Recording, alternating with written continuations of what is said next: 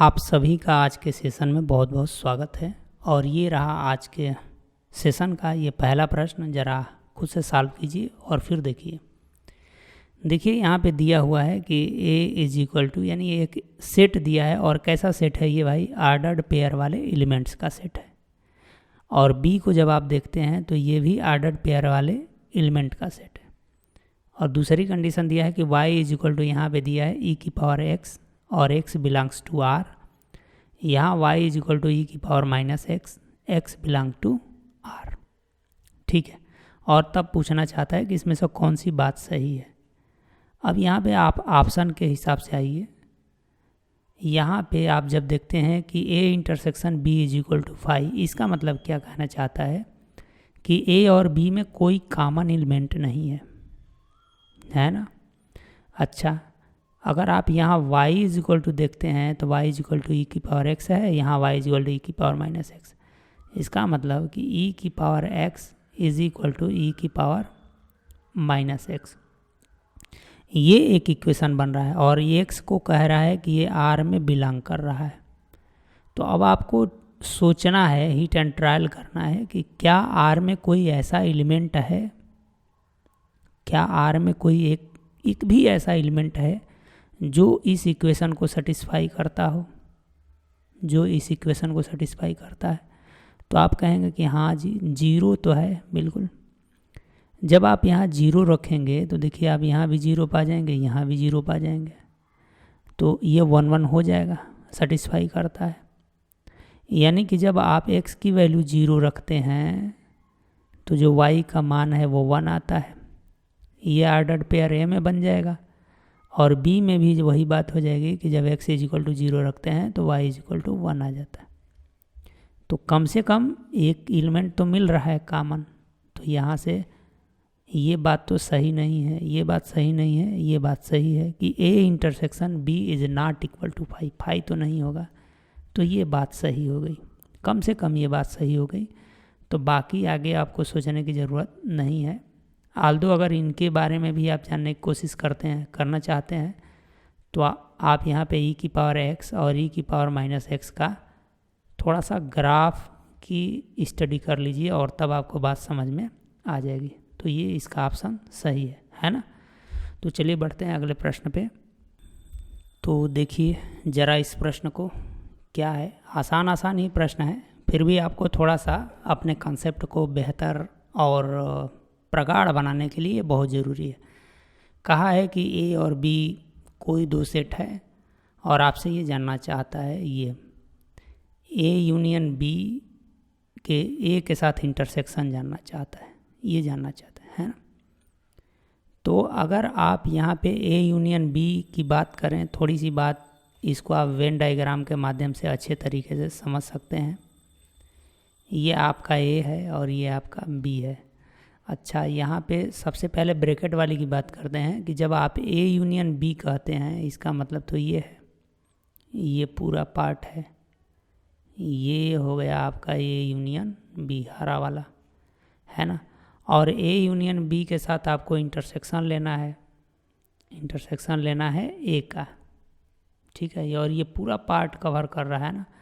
तो जब आप a का इंटरसेक्शन लेंगे तो a क्या है आपका, ये पूरा, ये भी पार्ट आ जाएगा, ठीक है, ये पार्ट हो जाएगा।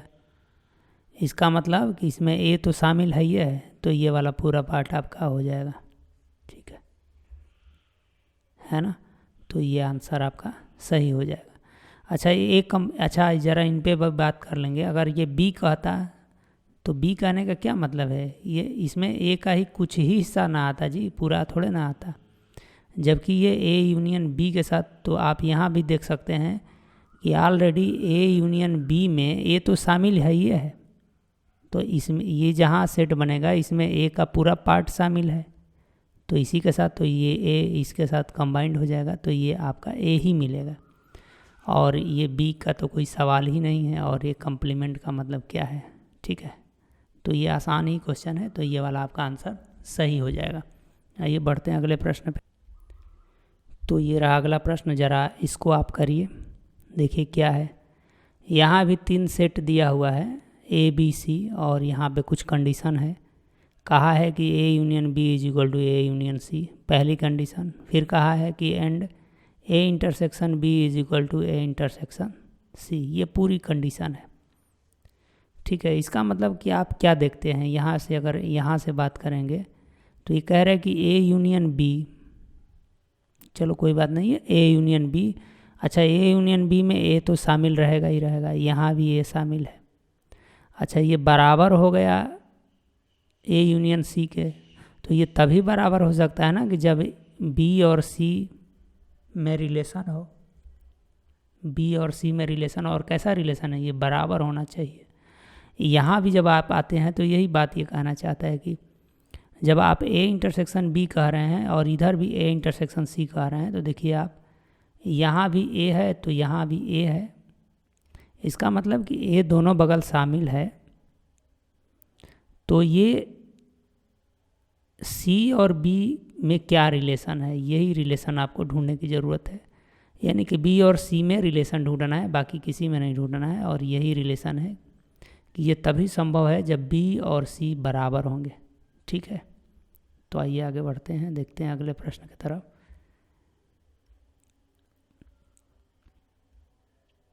हाँ देखिए ज़रा ये प्रश्न देखिए, कहा है कि लेट, यानी यहाँ पे भी सेट ए दिया है, सेट बी दिया हुआ है और सेट सी दिया हुआ है, और जानना चाहता है कि बताना है कि A intersection B union C. ठीक है, अच्छा एक बात आप यहाँ पे समझिए कि जब आप ए इंटरसेक्शन बात करते हैं तो आप एक चीज़ आइडिया लगा लीजिए कि जो भी होगा ना उसमें मैक्सिमम ए के एलिमेंट आ सकते हैं या ए से कम एलिमेंट आएंगे, है ना। ए के कुछ ही एलिमेंट हो सकता है कि अगले वाले के साथ कॉमन हो, या हो सकता है कि ए के सभी एलिमेंट कॉमन हो, ये पॉसिबिलिटी है ना। अब चूँकि यहाँ पे दिया हुआ है तो अब कम से कम ए के एलिमेंट आ सकते हैं, ए के ही एलिमेंट में से कुछ ना कुछ कॉमन बनेगा। अब ऐसा नहीं कि वो ए का एलिमेंट नहीं है और फिर भी कॉमन बन जाए। तो ए में ए बी और सी है तो ये इसके बनने की संभावना है। अब देखो ए में डी है तो ए में डी नहीं है तो कहाँ से कॉमन बनेगा, ये तो नहीं बनेगा।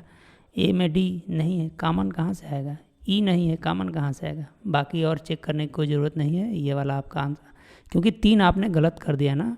क्यों गलत किया, क्योंकि भाई ए के एलिमेंट तो आने ही, अगर कॉमन आएगा तो ए के एलिमेंट आएंगे। अब ऐसा नहीं कि वो एलिमेंट ए में ना हो और कॉमन आ जाए, ऐसा तो हो नहीं सकता है। तो इस प्रश्न से आप ये सीखिए ऑप्शन को एलिमिनेट करने का, है ना।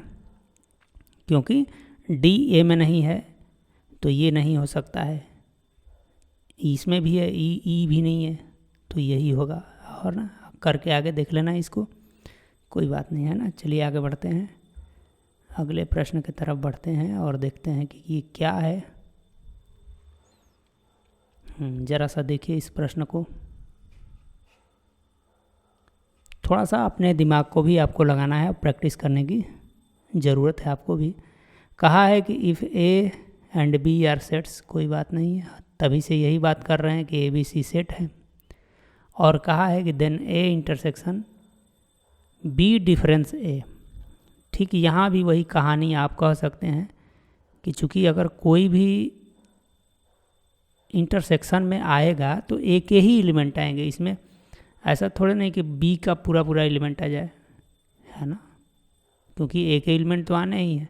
और बी के तभी एलिमेंट पूरे आएंगे जब बी इसका सबसेट बनता हो, और यह हमेशा बात सही नहीं है।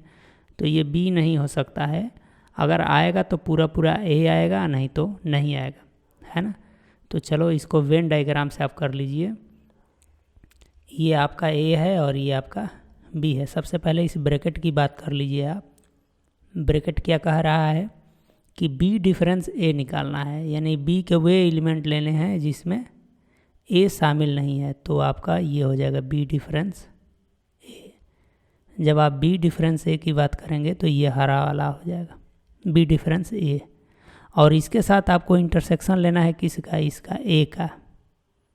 तो ए का जब आप इंटरसेक्शन लेंगे तो आप क्लियरली इसमें आप देख पा रहे हैं कि इसमें तो कुछ कॉमन ही नहीं बनेगा। ए का मतलब यही है, ए का मतलब ये है। और ये ए इसमें से कुछ कॉमन नहीं बना रहा है, इसका मतलब कि ये इसका आंसर हो जाएगा phi, non empty set, empty set, ठीक है, नॉल सेट आएगा आंसर इसका, ठीक है। चलिए बढ़ते हैं अगले प्रश्न पे। हाँ ज़रा देखिए इस प्रश्न को।